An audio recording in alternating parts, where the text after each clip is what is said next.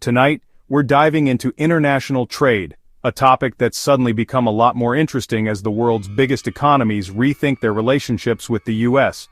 Several major trading partners are quietly pulling back, shifting their export strategies away from us.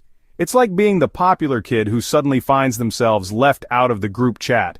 This isn't just a blip, it's a major shift with real consequences for American consumers and businesses. But there's one exception: Canada. While others step back, Canada just signed a massive multi-billion-dollar deal with the US.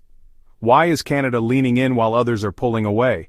Tonight we'll explore why the world is ghosting the US economy and why Canada is making a bold move in the opposite direction. It's a story of tariffs, tensions, and our very polite best friend. Let's get started.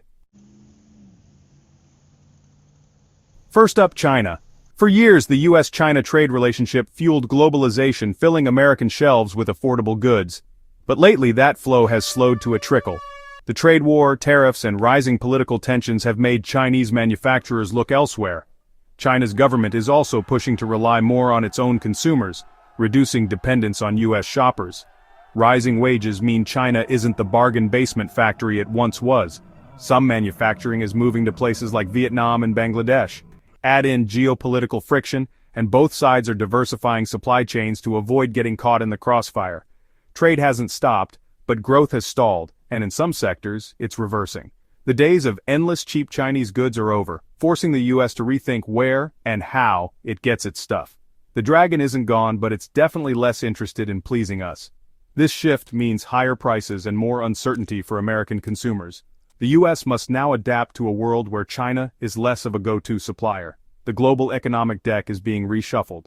And that brings us to our next-door neighbor. Let's talk about Mexico. Mexico has long been a vital economic partner, thanks to trade deals like NAFTA and USMCA. But now, Mexico is slowing its exports to the US, and the effects are immediate. Overloaded border infrastructure means massive delays and higher costs. When car parts get stuck at the border, entire assembly lines in the US can grind to a halt. Mexico is also diversifying, building new trade ties with Europe and Asia to avoid over-reliance on the US. Political uncertainty and threats of tariffs make long-term planning risky for Mexican businesses. The result? Higher prices and fewer choices for American consumers, especially when it comes to produce like avocados and tomatoes.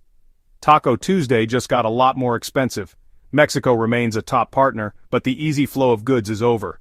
US industries now face tough choices: pay more, wait longer, or try to bring supply chains closer to home. All of these options mean higher costs for everyone. The era of seamless North American trade is under real strain. The ripple effects are being felt at kitchen tables across the country. Next, let's cross the Atlantic to Germany. The story there is just as complicated.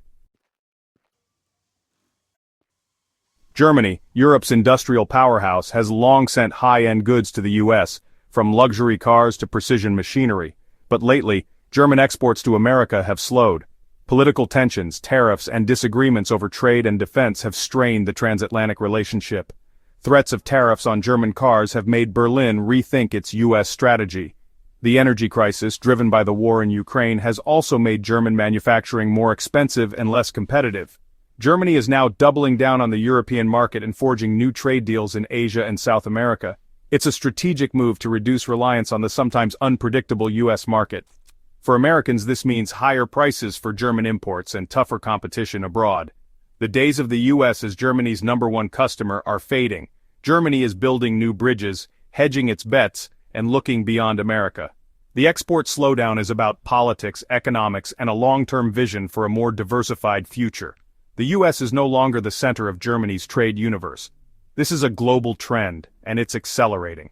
Now let's look at Japan, where history shapes every trade decision. The story there is one of evolution and caution. Japan's trade relationship with the US has seen dramatic highs and lows. The 1980s trade wars left a lasting mark, teaching Japan not to rely too heavily on the American market. Today, Japan is a key partner, but it's also quietly diversifying. Japan led the creation of the CPTPP, a major Pacific trade bloc that excludes the US. Demographics matter too. Japan's aging population means a focus on high-value, tech-intensive exports, like robotics and advanced components. Japan is also caught between the US and China, balancing security ties with America and economic ties with China. This encourages a cautious, diversified approach to trade. Japan isn't reducing exports out of animosity, it's a strategic move born from hard lessons. They're a reliable partner but one who keeps their options open. The US-Japan relationship is now about pragmatism, not dependence. Japan's strategy is shaping the new global order. Next, let's see how South Korea is navigating this shifting landscape. Their story is all about technology and leverage. South Korea has become a global tech powerhouse, with companies like Samsung and Hyundai leading the way. Its export-driven economy once relied heavily on the US, but that's changing. South Korea dominates in semiconductors, critical to everything from smartphones to cars.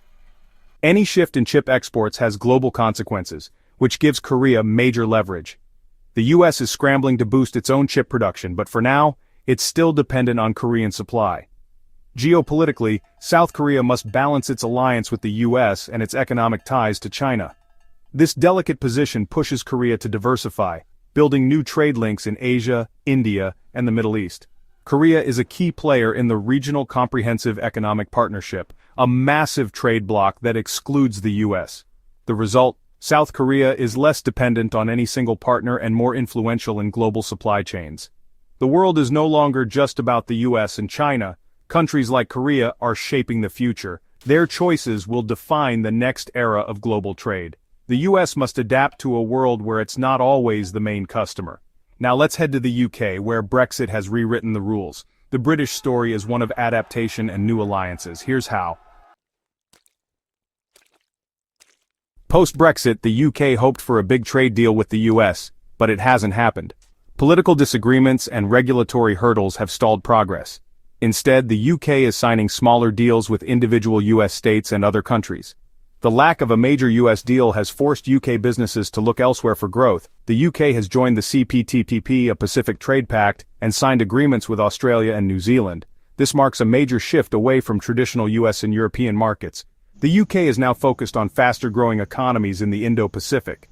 The post-Brexit export boom to the US never materialized. Instead, the UK is diversifying out of necessity. The special relationship is now defined by slow progress and pragmatic adaptation. The UK's export strategy has been fundamentally reshaped by Brexit. They're charting a new course, looking for new partners. And that brings us back to Canada, where the story is very different. Amidst global pullbacks, Canada is doubling down on its US partnership. The centerpiece, a multi-billion-dollar deal to build a North American electric vehicle supply chain. The US needs critical minerals for EVs but doesn't mine enough itself. Canada, with vast reserves, is stepping in to fill the gap. Billions are being invested in Canadian mines and processing plants, tightly integrating the two economies. This isn't just about resources, it's about securing the future of green industry in North America. The USMCA trade agreement and decades of cross-border cooperation make this possible. Canada gets a guaranteed customer and economic boost. The US gets a secure, friendly supplier. This move positions North America as a unified force in the global green transition. While others hedge their bets, Canada is all in on the US relationship. It's a strategic play, not just neighborly kindness. Canada is making itself indispensable to America's next big industrial push. In a world where others are pulling away, Canada is leaning in. The result? A North American economic bloc ready for the future. Now let's wrap up with what this all means for you. So what does all this mean? With the exception of Canada, most major partners are reducing their export dependence on the US. This is the new reality of a multipolar global economy. For Americans, it means supply chain disruptions, fewer choices, and higher prices. The era of endlessly cheap global goods is ending. The US must adapt, building stronger ties with trusted allies like Canada. This will create a more resilient but likely more expensive North American economy. The world's shopping habits are changing, and so must we. The decisions made abroad will shape our future. Thanks for watching. Stay informed, because the global marketplace is being rewritten.